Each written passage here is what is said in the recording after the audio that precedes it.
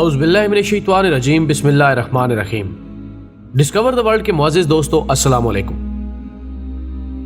دوستو، جیسا کہ ہر مسلمان جانتا ہے کہ آپ صلی اللہ علیہ وآلہ وسلم نے 23 سال کی جدوجہد کے بعد ایک ایسا معاشرہ قائم کر کے دکھایا جو قیامت تک کے لیے قابل تقلید تھا، اور پوری دنیا کی رہنمائی کے لیے ایک ورلڈ آرڈر جاری کیا، جس کا باضابطہ اعلان خطبہ حجۃ الوداع میں کیا۔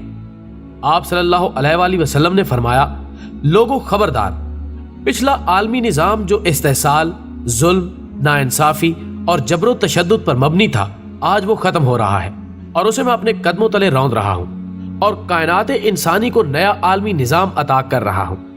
یعنی بتاریخ 9 ذی الحج میدان عرفات میں آپ نے خطبہ حجۃ الوداع میں جو ارشاد فرمایا تھا، وہ عالم انسانیت کے لیے انسانی حقوق کا پہلا باقاعدہ چارٹر اور اقوام عالم کے لیے نیا عالمی نظام یعنی نیو ورلڈ آرڈر تھا، جس کے تحت معاشرے میں ایسی خوشبودار فضا قائم ہوئی کہ ملک عرب امن کا گہوارہ بن گیا اور اسلام پوری دنیا پر غالب آ گیا۔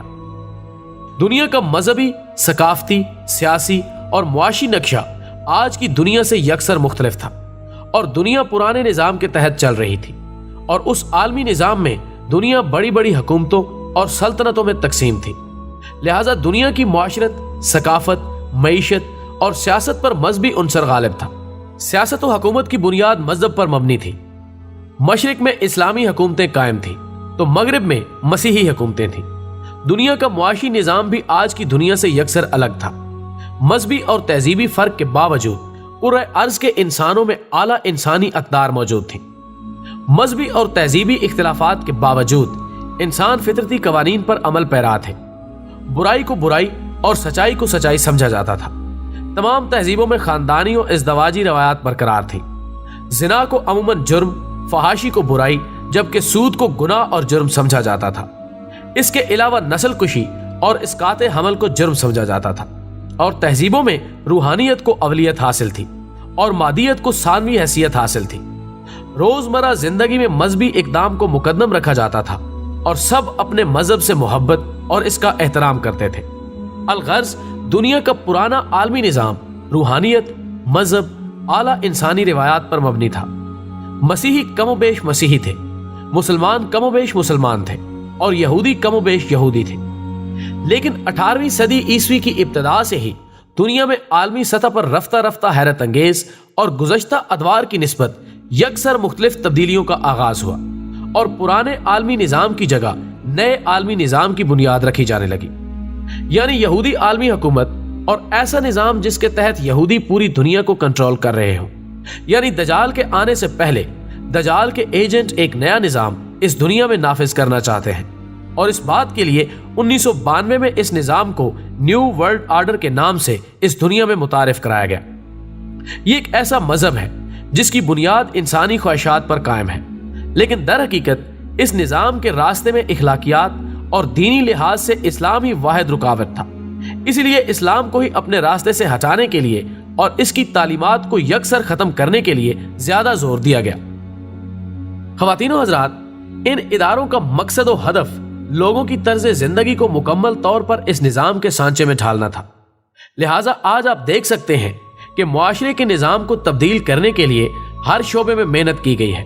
لوگوں کا پہناوا، کھانے پینے کے اوقات، سونا جاگنا، طرز رہائش، انسان کی ذاتی زندگی، شادی کب ہونی چاہیے، بچے کتنے ہوں، خواہشات میں اضافے پر تعلقات کی بنیاد، کاروبار کے طریقے، اور ان تمام باتوں میں کھنچ کر لوگوں کو اس نئے مذہب میں، جہاں اس ایک عالمی وجود میں آبادی کو محدود کر دیا جائے گا اور فی خاندان بچوں کی تعداد پر پابندی ہوگی، وہاں جنگوں اور قحط کے ذریعے آبادی کو کنٹرول کرنے کا کام لیا جائے گا، یہاں تک کہ صرف 1 ارب لوگ دنیا میں رہ جائیں گے جو حکمران طبقے کے لیے کارآمد ثابت ہوں گے، اور ان علاقوں میں ہوں گے جن کا سختی اور وضاحت سے تعین کیا جائے گا، اور یہاں وہ دنیا کی مجموعی آبادی کی حیثیت سے رہیں گے، جبکہ کوئی متوسط طبقہ نہیں ہوگا، صرف حاکم اور محکوم ہوں گے، اور تمام قوانین دنیا کی سبھی عدالتوں میں ایک جیسے ہوں گے۔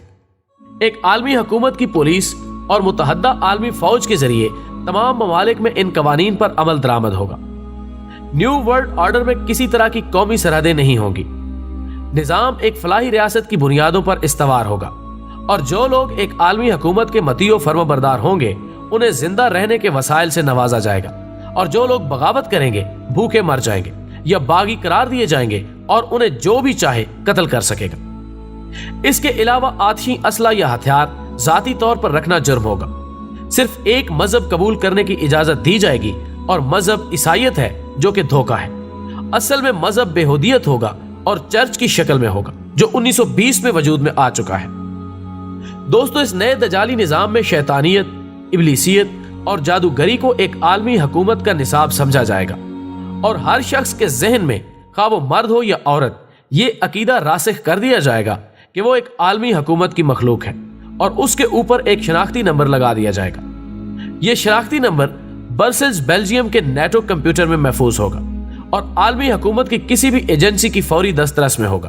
اس کے علاوہ شادی کرنا غیر قانونی قرار دیا جائے گا، جس سے خاندانی زندگی کا خاتمہ ہو جائے گا، اور بچوں کو ماں باپ سے چھوٹی عمر سے ہی الگ کر دیا جائے گا، اور ان کی ریاستی املاک کی طرح وارڈز میں پرورش ہوگی، جبکہ جنسی آزادی لازمی ہوگی۔ خواتین کا 20 سال کی عمر تک ایک مرتبہ بھی جنسی عمل سے نہ گزرنا سخت ترین سزا کا موجب ہوگا، اور اگر عورت 2 بچوں کے بعد بھی حمل سے گزرے تو اسے زبردستی اسقاط حمل کے کلینک لے جایا جائے گا اور پھر اسے بانجھ کر دیا جائے گا۔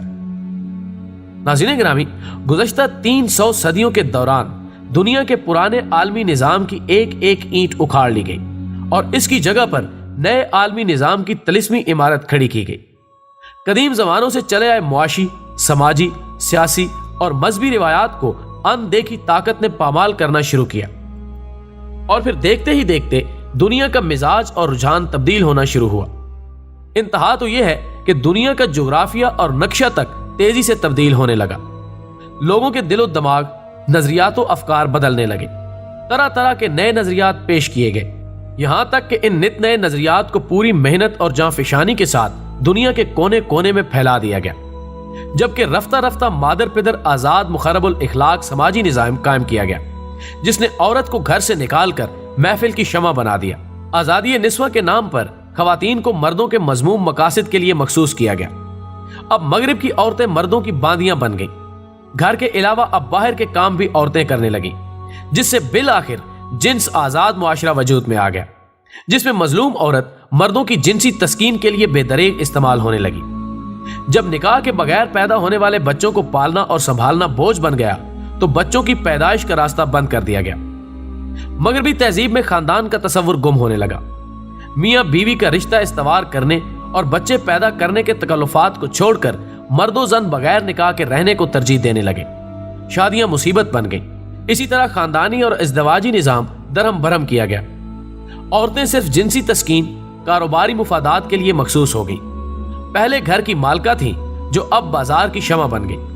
عورت کی رہی صحیح حیثیت اور عزت جو اسلام نے اسے سب سے زیادہ عطا کی تھی ختم کر دی گئی۔ دوستو، بات یہی نہیں رکتی، بلکہ ان حیوانی مقاصد کے حصول کے لیے انسان نے جو طرز عمل اپنایا اس نے انسان کو شیطانیت کے مقام پر پہنچا دیا۔ اس نئے نظام کے نتیجے میں پہلے انسان اپنے خالق کا باغی بنا، پھر بعد میں اپنے ہی جیسے انسانوں کا دشمن بن گیا، اور گزشتہ 3 صدیوں کے دوران جتنا انسانی خون بہایا گیا وہ تاریخ انسانی کی تمام کشت و خون کی نسبت زیادہ ہے۔ دوستو، یہ نیا عالمی نظام دنیا کو نہایت تیزی سے تیسری اور آخری جنگ عظیم کی طرف لے جا رہا ہے، ایسی تباہ کن عالمی جنگ کہ جس کا تصور ہی دل کی دھڑکن بند کرنے کے لیے کافی ہے۔ افسوس کہ دنیا اب ہلاکت خیز آخری جنگ عظیم کی آتش فشاں کے دہانے پر ہے۔ کسی بھی وقت یہ ناقابل تصور آتش فشاں عالمگیر دھماکے کے ساتھ پھٹ سکتا ہے۔ کروڑوں انسان نئے عالمی نظام کی بھینٹ چڑھ جائیں گے، جس کے بعد دنیا میں آگ، دھواں، خون، آنسو اور دکھ کے وحشت ناک سائے رہ جائیں گے۔ اس جنگ کے بعد دنیا کا نظام اور جغرافیہ مکمل طور پر تبدیل ہو جائے گا۔ جو بچ جائیں گے وہ ایک نئی اور پرامن نظام کو قائم کر لیں گے، ایسا نظام جس میں نہ ظالم ہوگا نہ جابریت، سارے انسان بھائیوں کی طرح ہوں گے۔ دنیا میں ایک مقدس روحانی عالمی نظام وجود میں آ جائے گا۔ لیکن اب سوال یہ ہے کہ اس تباہی کے بعد نیا عالمی نظام کیا ہوگا؟ ان کے اہداف و مقاصد کیا ہوں گے؟ کیا پرانے عالمی نظام کے انہدام اور کیا نئے عالمی نظام کی تشکیل ایک فطری اور ارتقائی عمل ہوگی، یا یہ سب کچھ ایک عالمگیر سوچے سمجھے منصوبے کے تحت کیا جائے گا؟ پرانے عالمی نظام پر مسلمانوں اور مسیحیوں کا کنٹرول تھا، اس نئے عالمی نظام پر کس کا کنٹرول ہوگا؟ مسیحیوں کا या मुसलमानों का? ख्वातीनो हजरात, ये वो सनसनीखेज सवालात हैं कि जिनके जवाबात पाने के लिए हमें इंतहाई तहकीक और दकीक गौर व फिक्र से तारीख और असर हाजिर को खंगालना होगा। लिहाजा तारीख को खंगालने और असर हाजिर को जांचने के बाद ये अलमनाक हकीकत उभर कर सामने आ जाती है कि पुराने आलमी निज़ाम की तबाही और नए आलमी निज़ाम की तश्कील फितरी तौर पर या इर्तकाई अमल के तौर पर नहीं हुई, बल्कि ये सब कुछ एक बाकायदा आलमगीर और तवीलुल मियाद साजिश के तहत किया गया। इस तवीलुल मियाद आलमगीर साजिश का मकसद मसीही और इस्लामी तहजीब व तमद्दुन को तबाह करके अक़वाम आलम को इंतिशार और इख्तिलाफ का शिकार करके एक मखसूस तबके को उफ़क़ आलम पर गालिब करना है। आज हम देख रहे हैं कि दुनिया का सुपर पावर मुल्क अमेरिका है जो सारी दुनिया का बॉस बना हुआ है, मगर हम ये भी देख रहे हैं कि अमेरिका मुट्ठी भर यहूदियों के कब्जे में है। अगरचे यहूदी अमेरिका की कुल आबादी का सिर्फ 2% है, मगर इसके बावजूद हर अमेरिकी हुकूमत में यहूदी तकरीबन तमाम आला कलीदी और हसास ओहदों पर फायज रहे। दोस्तों, इस आलमगीर और तवीलुल मियाद साजी मंसूबे के मास्टरमाइंड कौम यहूद है। लिहाजा अब इनकी तालीमात क्या हैं और मौजूदा वर्ल्ड ऑर्डर की क्या हैसियत बनती है, ये हर मुसलमान बखूबी जानता है। अल्लाह हमें इस दौर के हर फितने से अपनी पनाह में रखे, आमीन। वीडियो पसंद आने की सूरत में इसे ज्यादा से ज्यादा लाइक करके हमारी हौसला अफजाई करें और इसे फेसबुक और व्हाट्सएप पर शेयर करने में हमारा साथ दें। हमारी अगली वीडियो आने तक अपना, दोस्तों और गिरदो नवा के लोगों का ख्याल रखें। अल्लाह हाफिज।